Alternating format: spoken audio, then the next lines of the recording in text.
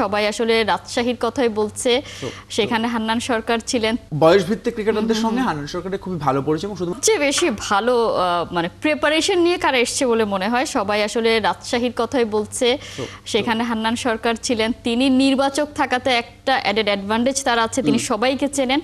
এইটা তাদের দলকে খুব বেশি একটা মাইলেজ দিয়েছে কিনা নিশ্চয়ই। আমার মনে হয় যে আপনি যদি দেখেন একেবারেই ক্যালকুলেটিভ ছিল হচ্ছে রাজশাহী, এবং শুরু থেকে হান্নান সরকারকে ঘিরে আসলে আলাপটা ছিল, যেহেতু তিনি সমস্ত এইজ ক্রিকেটার আসলে তার হাত দিয়ে উঠে এসেছে, এবং তিনি তার দলের দিকেও যদি থাকেন মেহরুবকে যেরকম নিয়েছেন,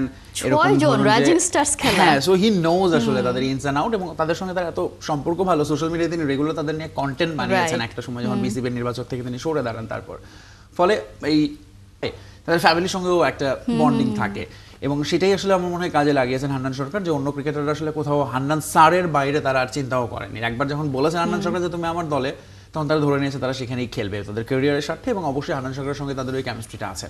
ফলে রাজশাহী আমার মনে হয় যে জায়গায়, এবং তারা শেষ পর্যন্ত ধরুন মুশফিকুর রহিমকেও যেও নিয়েছে, প্রবাবলি এটাও ছিল তাদের ওই একটা স্ট্র্যাটেজিরই অংশ, তাদের মিডল অর্ডারটা তারা আসলে আরেকটু বেশি ডেপথ আনার জন্য তারা সেটা করেছে।